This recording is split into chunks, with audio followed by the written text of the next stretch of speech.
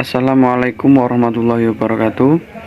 Innal hamdalillah nahmaduhu wa nasta'inu wa nastaghfiruh wa na'udzubillahi min syururi anfusina wa min sayyiati a'malina may yahdihillahu fala mudhillalah wa may yudlilhu fala hadiyalah. Allahumma shalli wa sallim wa barik ala sayyidina Muhammad wa ala ali sayyidina Muhammad. Perkenalkan, kami dari kelompok 5 ingin mempresentasikan hasil kerja dari kelompok kami yang berjudul Islam Historis, yang mencakup 4 materi, yaitu yang pertama, kelahiran Islam dan budaya Arab pra-Islam, yang kedua, Islam sebagai produk budaya, yang ketiga, Islam sebagai realitas sosial, yang keempat, Islam sebagai ilmu. Untuk materi yang pertama, yaitu kelahiran Islam dan budaya Arab pra-Islam, akan dipaparkan oleh Saudara Danu Priambudi. Untuk materi yang kedua dan ketiga, yaitu Islam sebagai produk budaya dan Islam sebagai realitas sosial, akan dipaparkan oleh Saudari Ulia Darajat. Dan yang terakhir, Islam sebagai ilmu, akan dipaparkan oleh Saudari Oka Oktaviana. Untuk materi yang pertama, yaitu kelahiran Islam dan budaya Arab pra-Islam.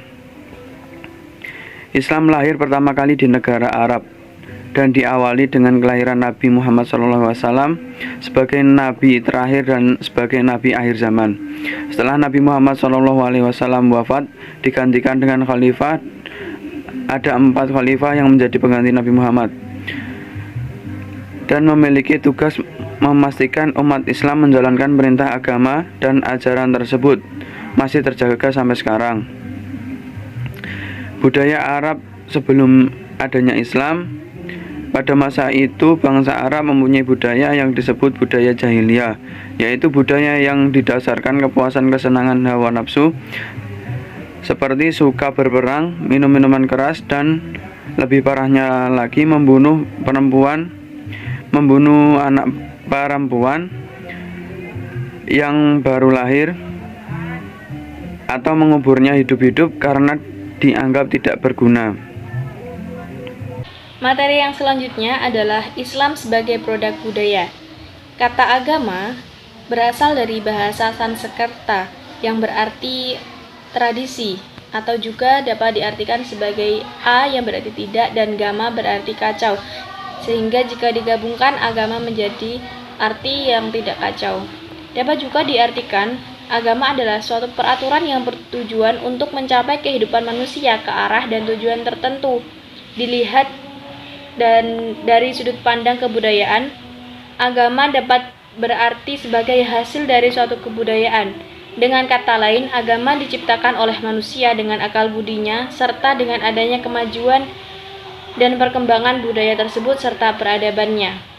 Menurut Kamus Besar Bahasa Indonesia, kebudayaan adalah hasil kegiatan atau penciptaan batin atau akal budi manusia seperti kepercayaan, kesenian, dan adat istiadat. Antara Islam dan budaya memiliki identitas sendiri-sendiri, namun keduanya saling mempengaruhi. Islam bersumber pada Al-Quran dan hadis, sedangkan budaya adalah semua produk intelektual manusia. Ajaran agama Islam menyatu dengan kebudayaan yang ada dalam masyarakat. Agama dan kebudayaan adalah 2 bidang yang dapat dibedakan, tetapi tidak bisa dipisahkan. Yang selanjutnya adalah Islam sebagai realitas sosial. Realitas itu sendiri adalah segala yang ada di sekitar kehidupan manusia dan mempunyai pengaruh, baik itu pengaruh positif maupun pengaruh negatif. Baik mengenai realitas alam, iklim, keadaan suatu tempat, atau kepribadian seseorang. Baik mengenai realitas kaum muslimin atau non-muslim. Itu menurut Al-Qardawi pada tahun 1997. Al-Qardawi sendiri adalah seorang koordinator pusat pengkajian sunnah dan sirah nabawiyah. Beliau dalam melakukan perumusan hukum fikih dilakukan secara sistematis dengan cara-cara yang menurutnya baik dan dapat disesuaikan dengan realitas sosial saat ini. Dalam perumusan hukum fikih, beliau selalu mengumpulkan ayat-ayat yang kira-kira bisa membantu idenya dan tidak memberatkan umat yang menjadi sasaran hukum tersebut. Ayat-ayat tersebut biasanya adalah ayat-ayat yang menerangkan tentang keringanan yang Allah berikan untuk hambanya. Misalnya dalam surat Al-Baqarah ayat 185 dan Quran surat An-Nisa ayat 28.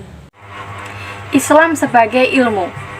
Sikap manusia yang ingin terus mengetahui hal-hal baru dari berbagai masalah yang dihadapi manusia mengakibatkan ilmu semakin cepat berkembang.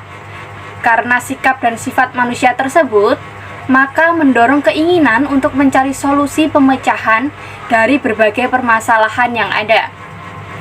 Kata ilmu berasal dari bahasa Arab, il, yang berarti pengetahuan. Dari asal kata ilmu ini, selanjutnya diindonesiakan menjadi ilmu atau ilmu pengetahuan.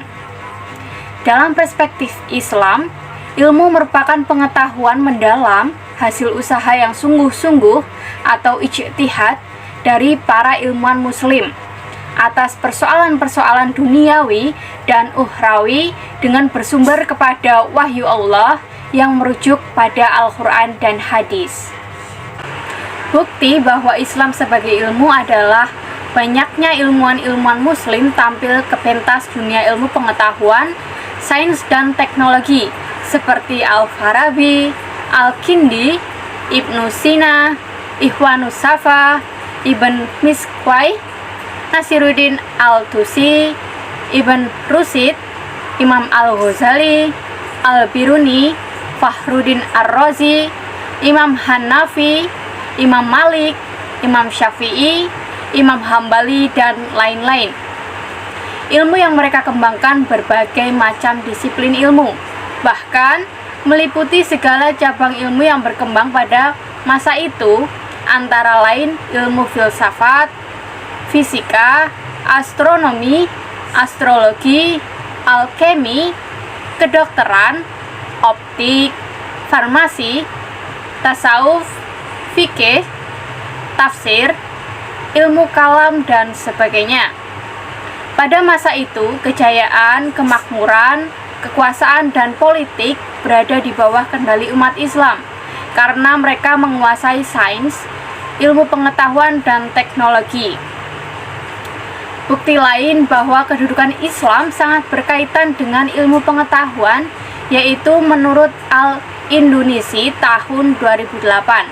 Baghdad menjadi ibu kota ilmu pengetahuan dalam Imperium Islam. Selain menjadi ibu kota, Baghdad menjadi pusat kumpulnya para peneliti, ilmuwan, dan para filosof. Selain itu, selama berabad-abad lamanya, umat Islam telah berjaya dan menjadi kiblat dalam bidang keilmuan. Contohnya, yaitu ketika Islam berjaya di Andalusia, Spanyol, di mana berbagai macam ilmu pengetahuan dikembangkan di sana. Kesimpulan, agama Islam adalah agama yang mayoritas di Indonesia, yang berarti dengan jumlah pemeluk paling banyak di Indonesia yang saat ini tumbuh dan berkembang di era modern. Dengan berbagai media atau fasilitas yang mendukung agama Islam bisa menyebarkan agama Islam ke seluruh dunia. Agama Islam lahir pertama kali di negara Arab dan diawali dengan kelahiran Nabi Muhammad SAW sebagai Nabi terakhir. Bila dilihat kaitannya Islam dengan budaya, paling tidak ada dua hal yang perlu diperjelas, yaitu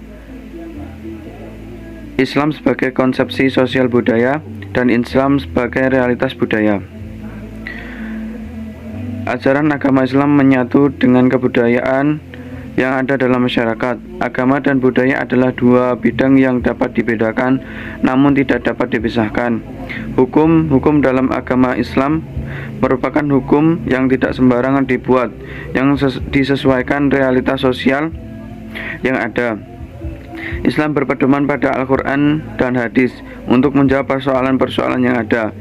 Baikhuni mengatakan bahwa sebenarnya segala ilmu yang diperlukan manusia itu tersedia di dalam Al-Quran, sedangkan hadis memiliki hubungan yang cukup erat dengan Al-Quran yang bertujuan agar hukum-hukum yang ditetapkan oleh Allah Subhanahu wa Ta'ala dalam Al-Quran bisa diperjelas hadis serta bisa mudah memahaminya dan mengamalkan keduanya sebagai umat muslim.